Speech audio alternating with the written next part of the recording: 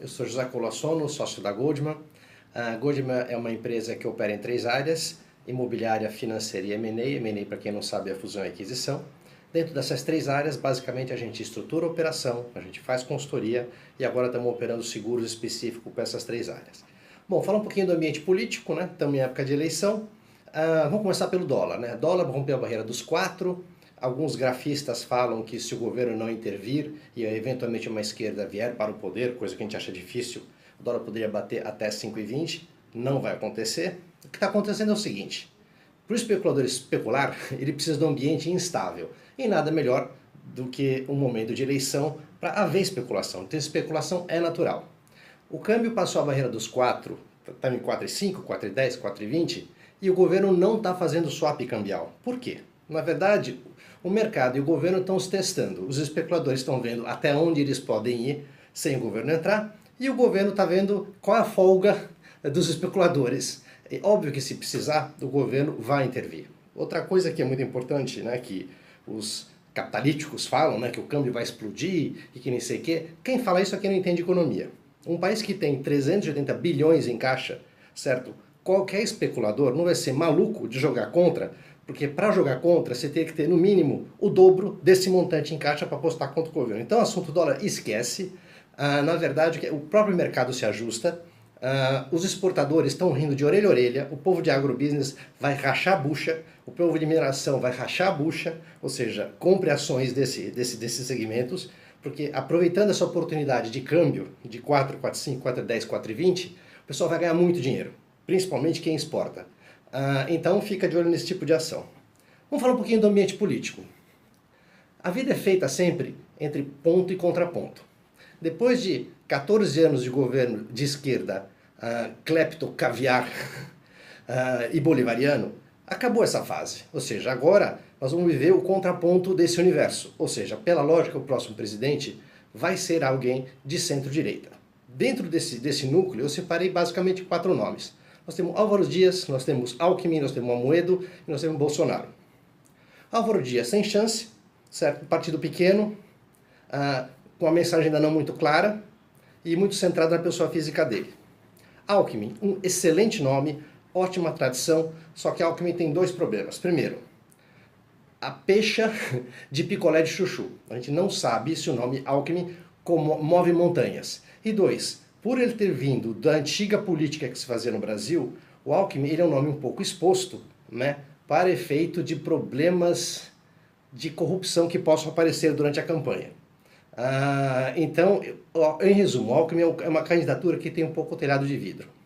Amoedo, excelente nome, excelente iniciativa, só que o Amoedo e o partido do Amoedo, ele peca pelo purismo, ou seja, ele incorre no mesmo erro, por incrível que pareça, do seu antagônico, que é o PSOL.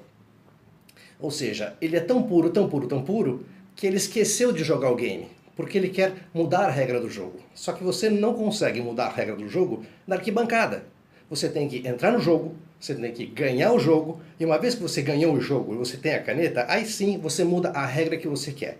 Agora, mudar o jogo da arquibancada, Moedo não vai conseguir. Então, a candidatura do Amoedo, ela peca pelo purismo. Então é o seguinte, é uma curva de aprendizado, eles vão eventualmente eleger um ou outro candidato, certo? Está errado eles não concentrarem fogo em poucos nomes, deixaram o leque muito aberto, então existe muitos candidatos para um partido ainda muito sem estrutura.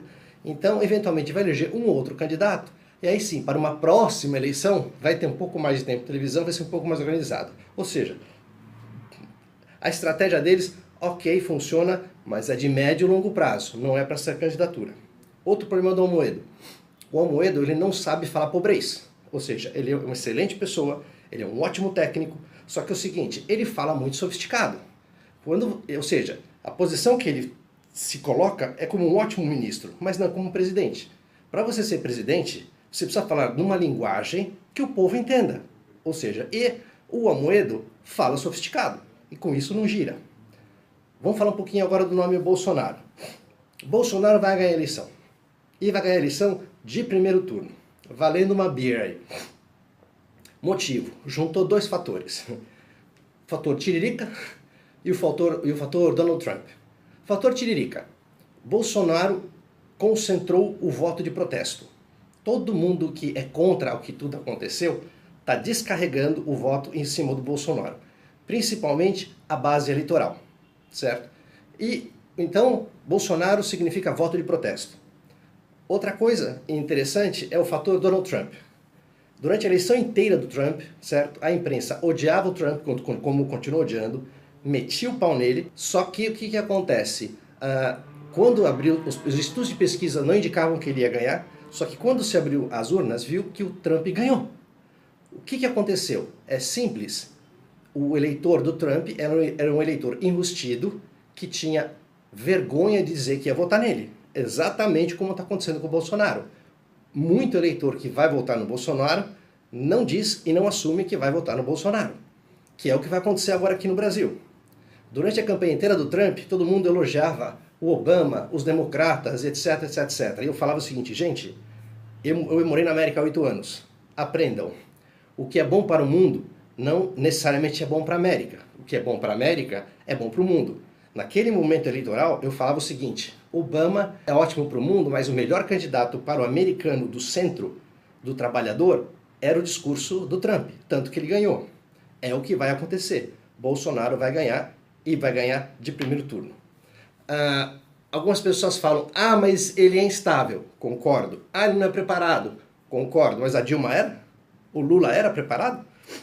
Difícil dizer, né? Bolsonaro vai ter que lidar com duas coisas. Primeiro, saber se ele vai deixar o Paulo Guedes governar, certo? E saber se ele vai fazer o que de fato ele se comprometeu a fazer. Foi justamente o que o Ronald Reagan fez.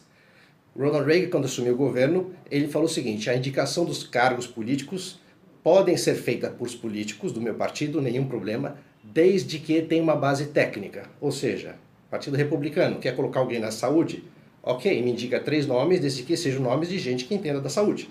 Então, se a montagem do ministério, fora o Paulo Guedes, que é um espetáculo, vai ser o melhor ministro da economia que o Brasil já teve, porque ele é um liberal de direita. Se a indicação do ministério inteiro for um ministério técnico, certo? Vai ser ótimo.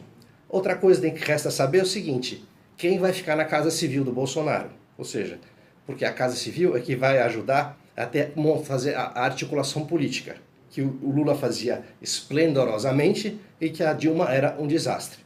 Bom, enfim, esse é o ambiente que nós temos, certo? Valendo uma cerveja que vai ser Bolsonaro, e se entrar Bolsonaro, certo, não vai ser tão apavorante quanto alguns falam. A economia vai andar, certo?